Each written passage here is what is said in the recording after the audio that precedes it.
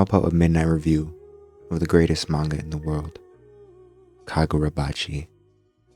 It is literally midnight, 12:12, make a wish on Saturday. So that's why I'm gonna be talking real low, real slow for y'all.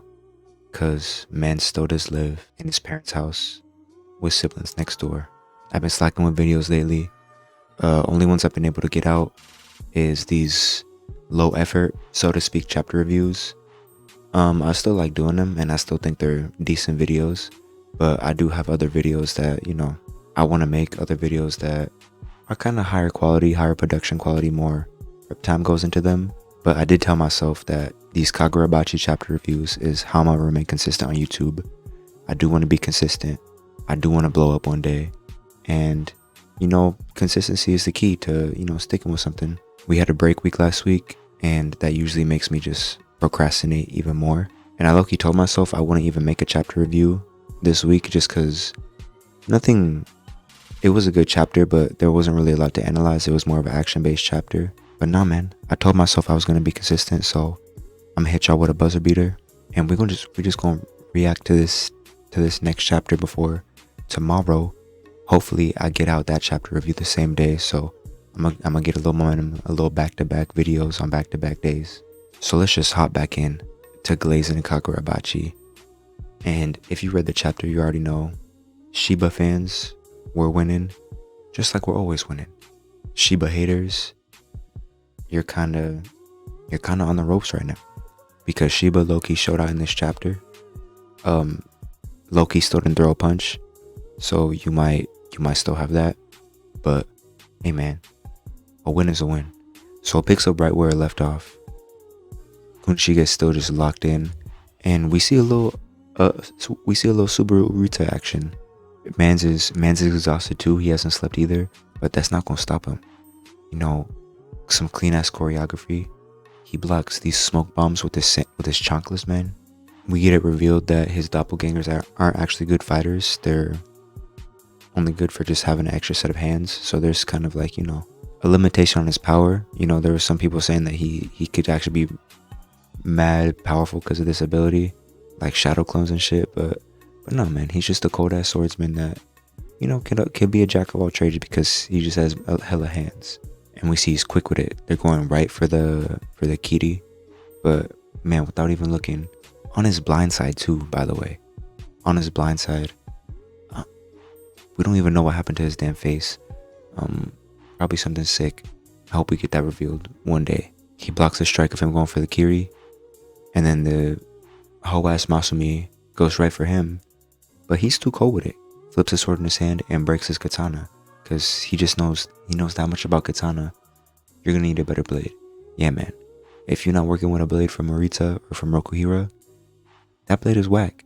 But he does give him props. He said his form was clean, but unfortunately, this sword wasn't. The scene shifts, and we see the Bob Masumi going right for Rokuhira, and Morita kind of glazes them a little bit more. Just, reminding us that the Masumi are still elite ninjas, virtually undetectable. We get this little flashback to the government guy. I don't know what his name was. And they're just kind of breaking down how Kunishige looks to an outsider, just a nobody with nothing to lose. And kind of echoing, something that Rokuhira haters say on Twitter, that he's just desperate to be the big hero who rescues her. And I want to remind y'all, if y'all agree with this reasoning at all, you think that Rokuhira is, somehow in the wrong for all this, or you agree with the government, I want to remind you that this government is the same one that was putting all their stocks in a 6-month-old baby just because they were born with the flame bone sorcery. So I don't think we're supposed to be agreeing with the government in this case. Rokuhira is trying to stop the woman he loves from getting violated, carrying a baby that she don't want to carry. So I'm kind of rocking with my goat still. But yeah, they're saying he's the real spark that they must put out. We see Shiba on the ground outside still because they took away his healing. He's getting flashbacks to Hiroshima, man. And we already know he's just boiling with that drive inside of him. He's about to lock in. But before that, we get some inner monologue from Kunishige, just reflecting on if Shiba hadn't come that day, he thinks Chiaki would have died because he couldn't do anything because his legs turned to jelly. Like, he totally froze up. That day was the reason he started making katana. He said he had to face his demons. There was nothing he could do that day, so he just had to throw himself into something that he could do. He regrets that day, and he regrets the fact that it had always been Chiaki protecting him, and he could never protect the people that he loved. All he can do is forge katana. It's all he can do because it's all he had. But in the end, he's never managed to protect a single person he cared about. And I think in this moment, this is why like he don't really care about himself. I think he was like resigned to die right here. Like, he's gonna forge these swords and save Chiaki, or he's gonna die trying. Like, I'm pretty sure that's his mindset right now. And I think that's stone cold. He's still got ice in his veins. He's had ice in his veins for the past few chapters because, man, he's just locked into the forge. It don't matter if it's a sword to his neck. If motherfuckers are trying to jump him, he trusts in Arita and in Shiba, and he was right to do that.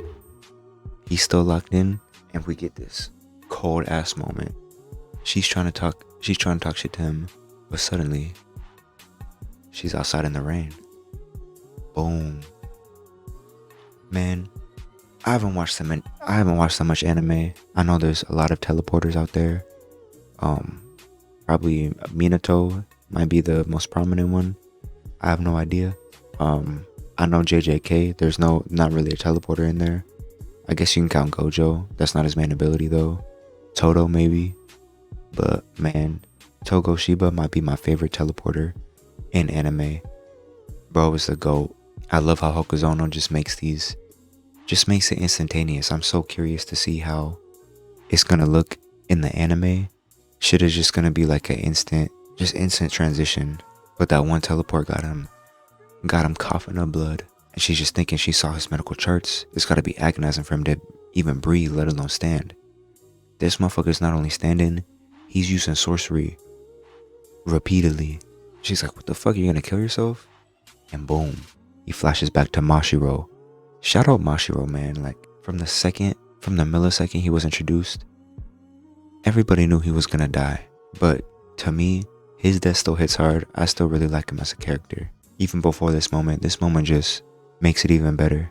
Because we see that his death is something that drives Shiba. He's talking about, so what? I saw a guy crush a ship into a ball even with a hole in his stomach.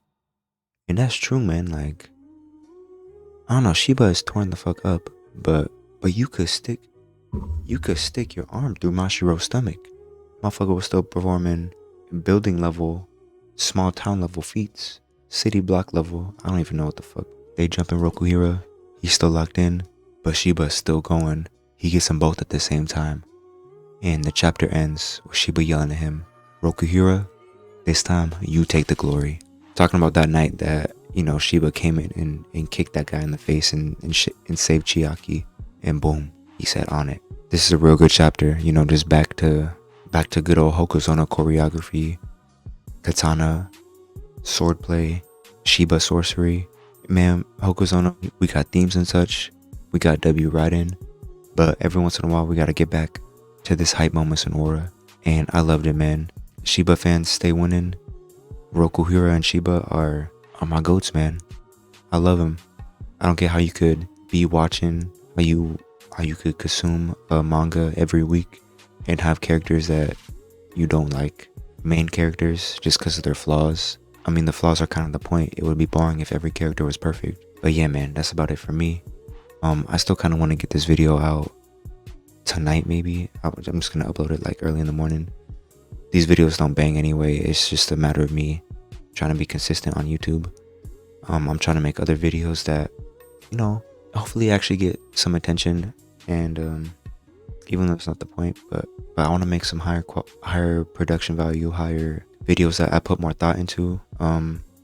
Just to name a few, you know, I still want to do a real material science breakdown of Kagurabachi. The one excuse that I keep procrastinating that is that the forging mini arc isn't done yet, so they might give me more to work with.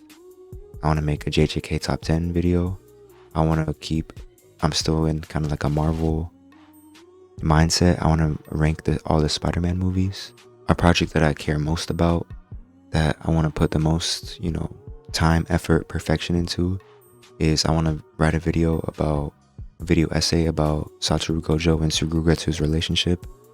I'm really passionate about that one, but yeah, man, it's hard. I don't know if I said at the beginning of the video, but I started working 2 jobs, so that's pretty much the main reason that I've been slacking on the videos. But man, this is something that I want to stick with for years and blow up with eventually. But it starts now. The legwork, the groundwork, it starts now. Like I don't expect to blow up anytime soon, but it's gonna be in the future when I perfect my craft. So yeah, man, if you're watching this, I really appreciate you. Stick with me. Holla at your boy. Yo.